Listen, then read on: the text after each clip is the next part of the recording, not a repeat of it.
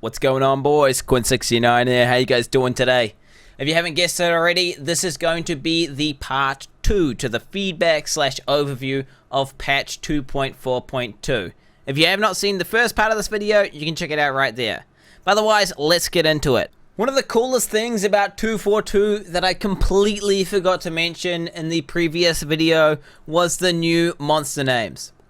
So if you don't know, they're going to be adding in a big ass list of YouTubers, streamers, and forum posting dudes into the game. So if you've ever been walking around and you've seen monster names, which are like Neverlistus, the Dominator, you know, shit like that, because Neverlistus is a community manager, and she's in the game. Yeah, well, they're doing that to the streamers now, and the YouTubers, and the forum posting dudes. So you're actually going to be able to kill my ass in the game.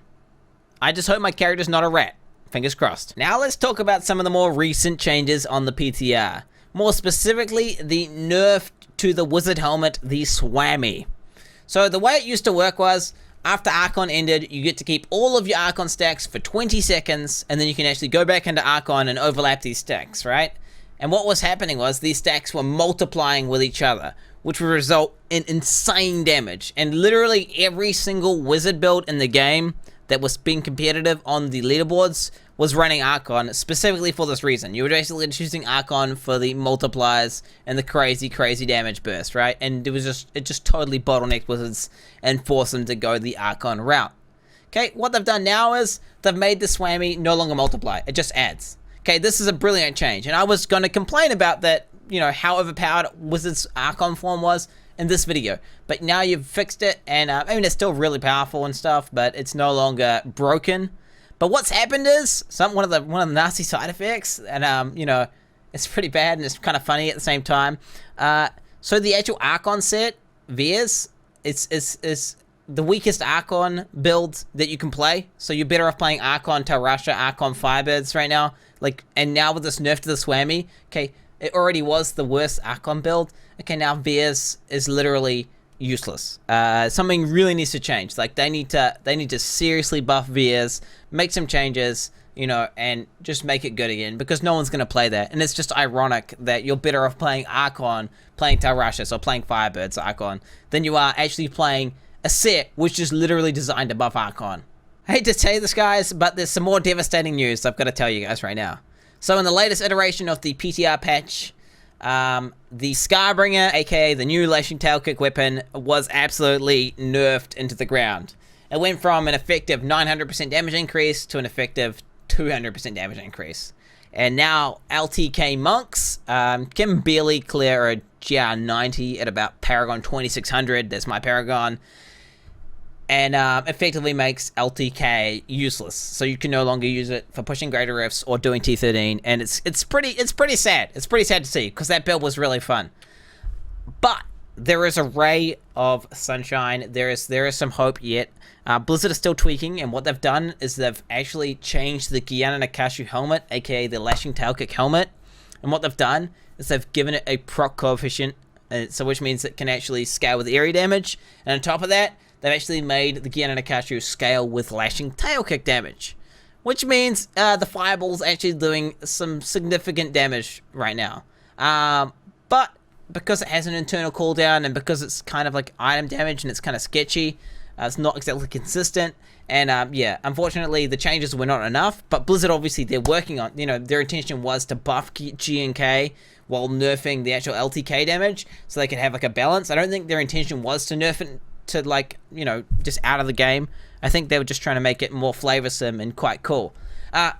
So we were talking about it today on stream, and potentially a really awesome way to fix this is literally just change the way G and K works, and just make it so Guyana Nakashu just gives you the spinning flame kick rune on the helmet for free. So it just means you can get, you know, Voltaic Kick and Spinning Flame Kick. So you get the ranged Fireball, except instead of like a sketchy item damage proc, it turns into like an actual, you know, ability that's really slick and smooth, and it would function amazing. I can imagine it now, you know, like being able to range guys at the same time as kicking them in the face.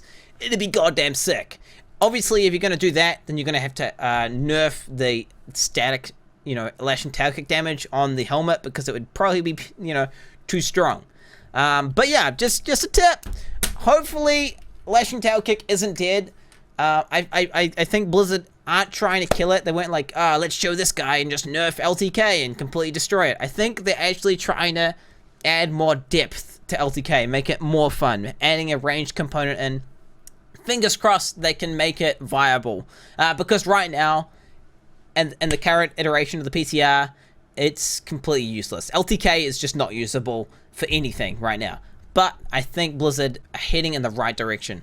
Whilst we're talking about Lashing Tail Kick, let's talk about the infamous belt, the Kairisho Soul, and the interaction it has with the Samwuko set and LTK together. So currently, as it stands, every time you use a Lashing Tail Kick, it consumes 1 stack of Sweeping Wind.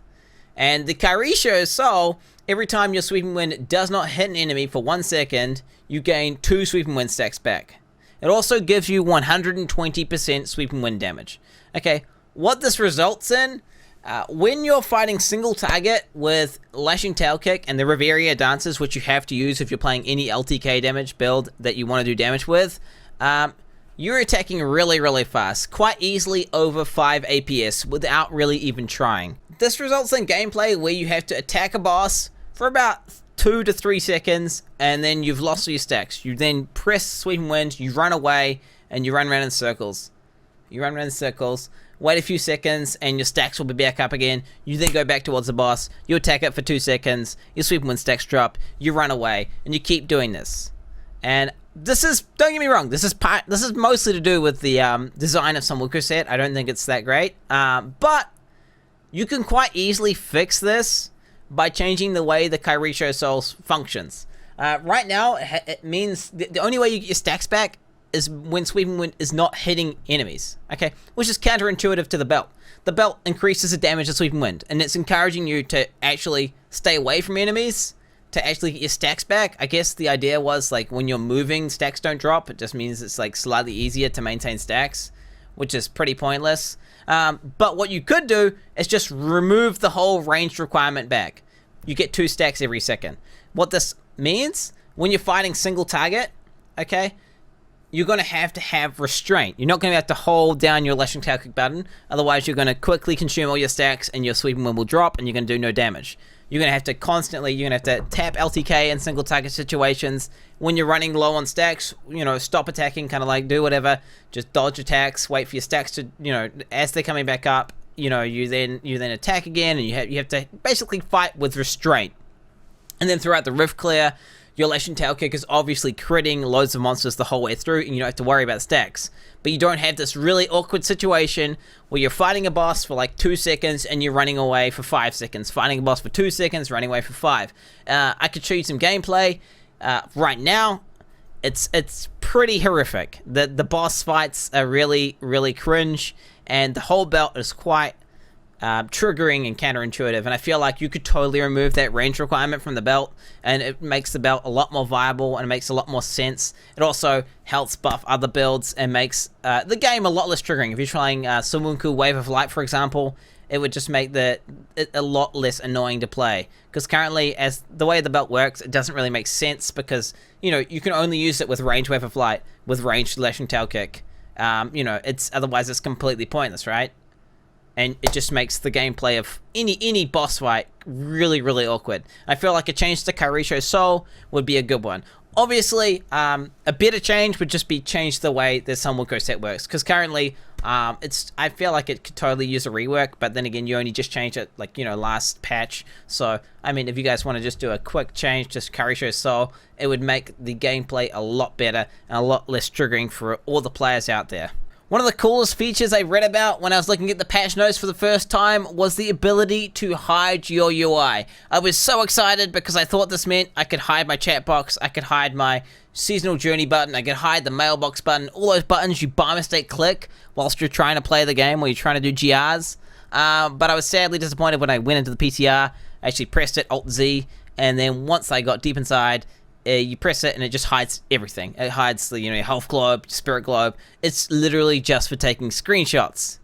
But that made me thought, hey, you know, Blizzard can obviously, they're adding in features like this. You totally need to add in a feature that allows you to either disable, like clicking the chat box, clicking the seasonal journey, clicking the, to add in a feature that allows you to disable those buttons whilst inside Great Earths, or just add in another option to hide them, because it's really annoying. You're trying to use, Epiphany Teleport, for example. You're moving your mouse right into the top right-hand corner of the screen, and you're trying to, click on monsters right up there so you can get the biggest teleport possible, and then you click one of the interface features, and then it lags at your game, your character dies, and you're just like, oh, I'm so bad at this game. And, that could have just been avoided if you could just disable those buttons or hide those buttons.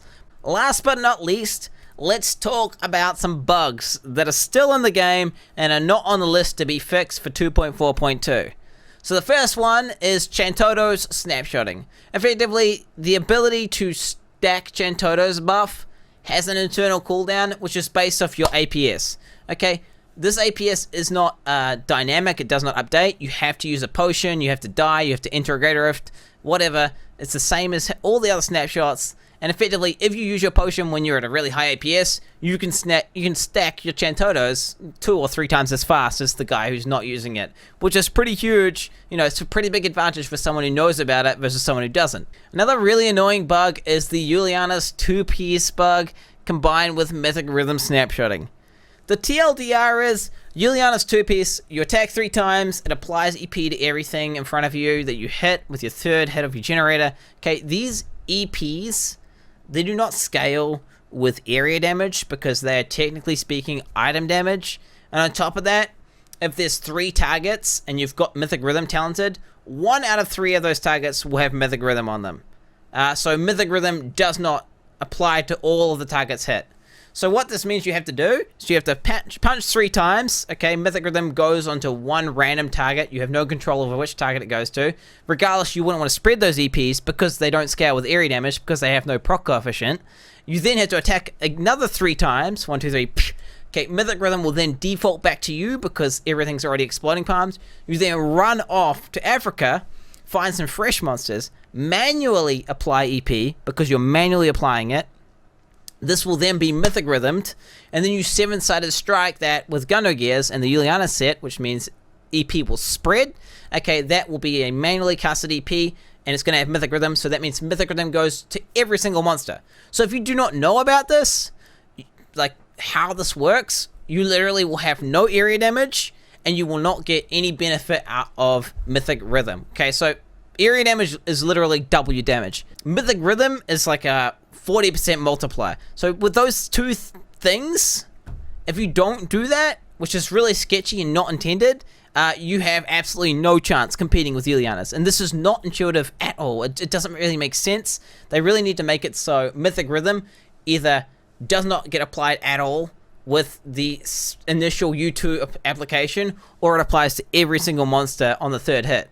And on top of that, they need to give Juliana 2-piece EPs a proc coefficient so they actually scale with area damage, so they're not complete garbage. Because if you've got like 100% area damage, you're then literally losing out on an entire 2 times multiplier, which is pretty bad. And it's really needs to be fixed, and it's really annoying gameplay. Please, Blizzard, please. Another unintended mechanic is Fists of Fury dot stacking. Okay, so the Monk generator Fists of Fury, the way it works is, if you attack a monster, it's going to stack up a little debuff. And as long as you keep attacking, that debuff will never drop. And it's going to tick away and do damage. Okay, this can stack more times depending on how much attack speed you have.